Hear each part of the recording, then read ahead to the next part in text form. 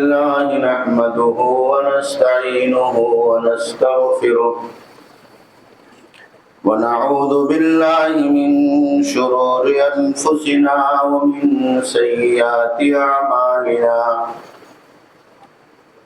من يهده الله فلا مضل له ومن يضلل فلا هادي له وأشهد أن لا إله إلا الله وحده لا شريك له وأشهد أن محمدا عبده ورسوله أما بعد فإن خير الحديث كتاب الله وخير الهدي هدي محمد صلى الله عليه وسلم وشر الأمور محدثاتها وكل محدثة بدعة وكل بدعة ضلالة وكل ضلالة في النار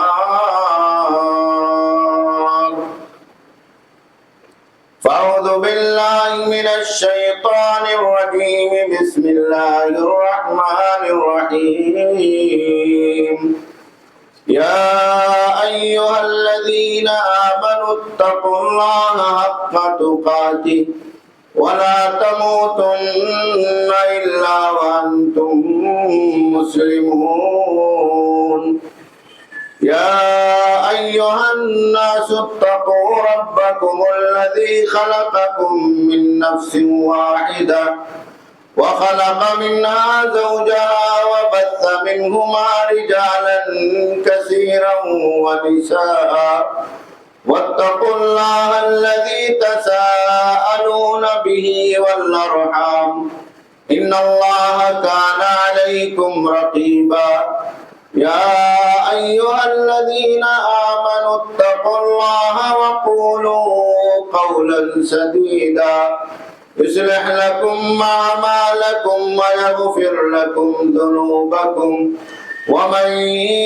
يطع الله ورسوله فقد فاز فوزا عظيما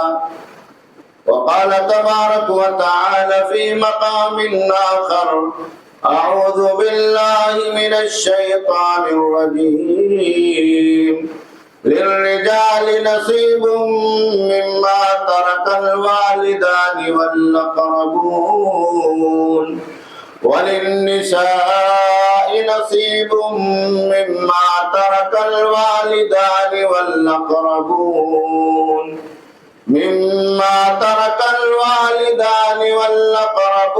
مما قل منه أو كثر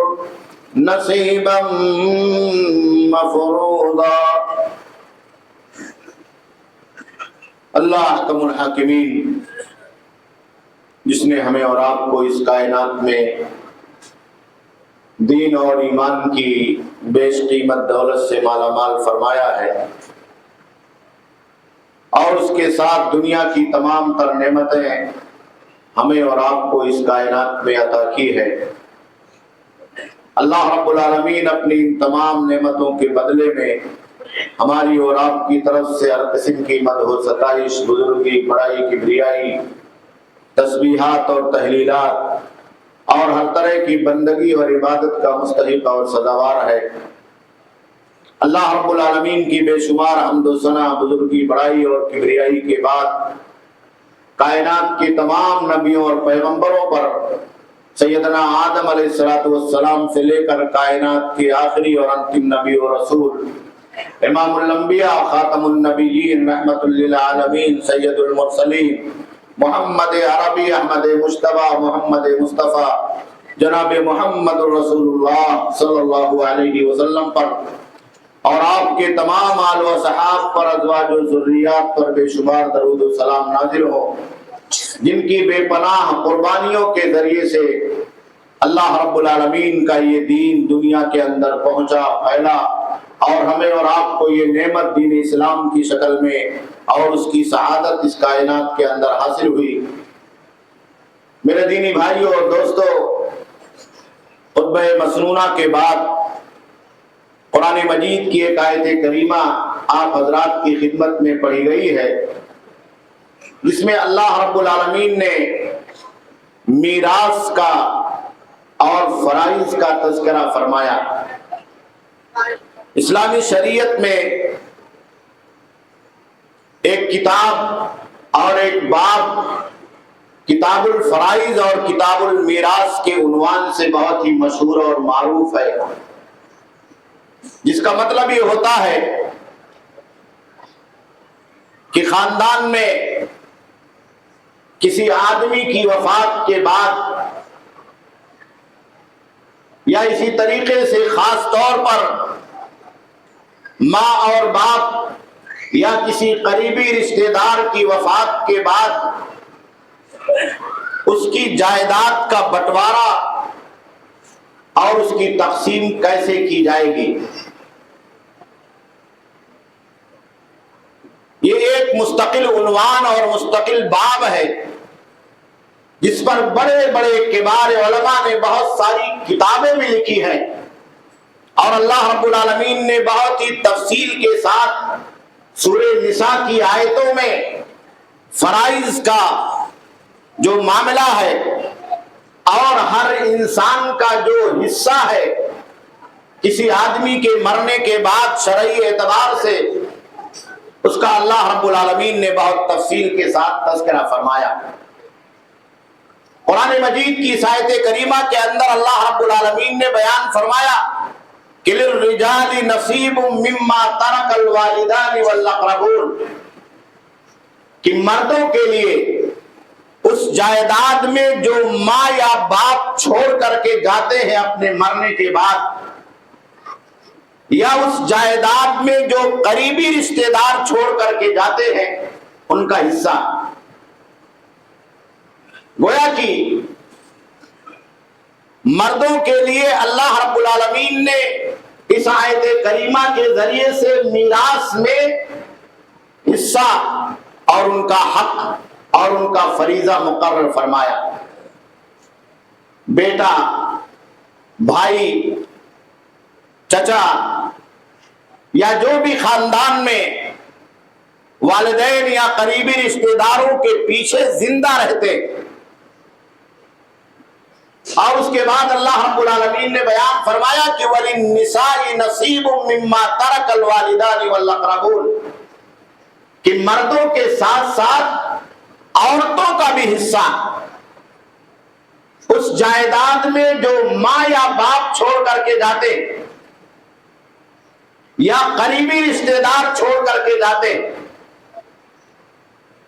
تو مردوں کے ساتھ ساتھ اللہ رب العالمین نے اس آیت کریمہ میں عورتوں کے حق اور عورتوں کے حصے داری کی بات کی۔ عورت چاہے وہ ماں کی شکل میں ہو، چاہے وہ بیوی کی شکل میں ہو، چاہے وہ بیٹی کے روپ میں ہو، چاہے وہ بہن کی شکل میں ہو، کسی بھی روپ میں ہو، اللہ رب العالمین نے سب کے لیے الگ الگ حصہ اور الگ الگ شرائط اور ضوابط اور اصول کے ساتھ ایک میراث کا نظام تقسیم، جائیداد کی تقسیم کا نظام مقرر فرمایا۔ اس کے بعد اللہ رب العالمین نے بیان فرمایا کہ مما قل منہ او کثر، جائیداد چاہے وفات پا جانے والے والدین یا قریبی رشتہ دار کی طرف سے جو بچا ہوا ہے وہ کم ہو یا زیادہ ہو، اگر جائیداد کم ہے تو بھی مردوں کا حصہ ہے، اس کے پیچھے جو مرد حضرات ہیں گھر میں فیملی ممبران میں، اور جو عورتیں ہیں بیٹی، بہن، بیوی اور ماں کی شکل میں، چاہے کم ہو جائیداد یا زیادہ، نصیبا مفروضا، یہ ایسا حصہ ہے جس کو اللہ رب العالمین نے مقرر فرما دیا ہے، فرض کر دیا ہے۔ اور پوری تفصیل کے ساتھ اس کے بعد اللہ رب العالمین نے سورہ نساء کی آیتوں کے اندر سب کا حصہ الگ سے جو اللہ نے مقرر فرمایا ہے اس کا تذکرہ فرمایا۔ یہ آیت کریمہ اللہ کے نبی صلی اللہ علیہ وسلم پر اس پس منظر میں نازل ہوئی جب عرب کے زمانے جاہلیت میں خاص طور پر عورتوں پر اور بیٹیوں پر یا سماج میں رہنے والی بیوہ عورتوں پر، ماؤں پر بہت زیادہ ظلم اور تشدد کیا جاتا تھا۔ تشدد اپنی انتہا کو پہنچ چکا تھا۔ آپ واقعہ سنتے اور جانتے ہیں وعد البنات کا، کہ بیٹیوں کو پیدا ہونے کے فوراً بعد زندہ دفن کر دیا جاتا، اور دفن کرنے والا کون ہوتا تھا؟ وہی باپ ہوتا تھا جس کے نطفے سے اور جس کے نسب سے اور اس ماں کی کوکھ سے وہ بیٹی گھر کے اندر جنم لیتی تھی۔ اللہ کے آخری نبی جناب محمد رسول اللہ صلی اللہ علیہ وسلم کو اللہ رب العالمین نے رحمت للعالمین بنا کر کے بھیجا، تو اللہ کے نبی صلی اللہ علیہ وسلم کی یہ رحمت سماج کے تمام طبقات کے لیے اس کائنات کے اندر عام ہو گئی۔ آپ کی رحمت جانوروں تک پہنچی، خاص طور پر عرب کے اندر دو طبقات، ایک عورتیں اور دوسرے غلام اور بادیاں، یہ بہت ہی ظلم اور تشدد کا شکار بنائے جاتے تھے۔ تو اللہ کے آخری نبی جناب محمد رسول اللہ صلی اللہ علیہ وسلم نے عورتوں کو مقام دیا اور یہ بیان فرمایا کہ ایک بیٹی اپنے باپ کے لیے سماج اور معاشرے کے اندر زمانے جاہلیت کی طرح سے عار نہیں ہے۔ وہ لوگ کیا سمجھتے تھے؟ قرآن مجید نے بیان فرمایا کہ وَإِذَا بُشِّرَ أَحَدُهُمْ بِالْأُنثَىٰ ظَلَّ وَجْهُهُ مُسْوَدًّا وَهُوَ كَظِيمٌ، جب کسی آدمی کے گھر میں بیٹی کی پیدائش کی خوشخبری سنائی جاتی کہ لڑکا نہیں پیدا ہوا، بیٹی پیدا ہوئی ہے، ظَلَّ وَجْهُهُ مُسْوَدًّا، تو باپ کا چہرہ سیاہ ہو جاتا، سیاہ ہو جاتا، وَهُوَ كَظِيمٌ، اور وہ سر جھکا لیتا، اس کا چہرہ بگڑ جاتا، گویا کہ وہ بیٹی کی پیدائش سے مطمئن نہیں ہے، گویا کہ وہ گھر میں پیدا ہونے والی لڑکی کے آنے سے مطمئن نہیں ہے، شرح صدر نہیں ہے، وہ نہیں چاہتا ہے کہ بیٹیاں پیدا ہو، وہ نہیں چاہتا ہے کہ لڑکیاں پیدا ہو۔ یتوارا من القوم، اور زمانے جاہلیت کی عادت یہ تھی